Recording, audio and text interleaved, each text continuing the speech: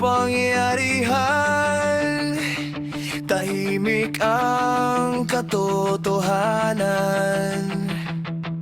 Mga tanong ay tinatakpan ng mga taong may katungkulan. Mga papel ay pinipirmahan, pero lihim ang pinag-uusapan. Habang ang bayan ay naghihintay kung kailan ang hustisya ay sisilay. Kailan ka lalaya, mahal kong bayan, sa gapos ng kasinungalingan? Kung ang bantay ng katarungan, siya ring may bahid man kasalanan. Paano sisikat ang liwanag kung ang ilaw ay pinapatay ng makataong dapat maglingkod, pero sarili lang ang sa kanila'y mahalaga.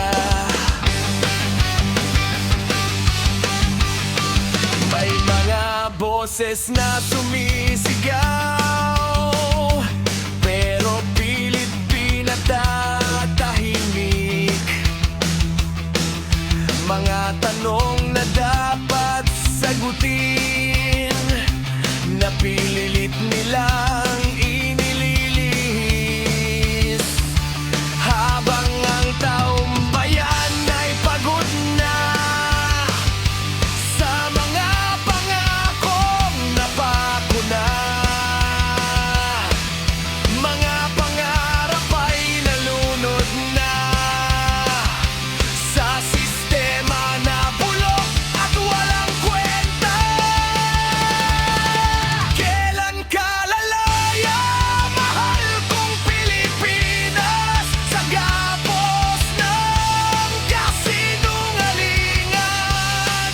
Kung ang bantay ng katarungan, siya ring may bahid ng kasalanan. Paano sisikat ang liwanag kung ang ilaw ay pinapatay ng mga taong dapat maglingkod, pero sarili lang ang sa kanila'y mahalaga?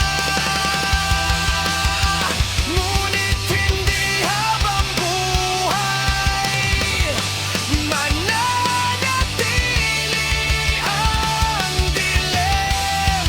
Kapag ang taong bayan ay nagising, may pag-asa pang darating. Kapag ang tinig ay nagkaisa, ang mga may sala ang magdurusa.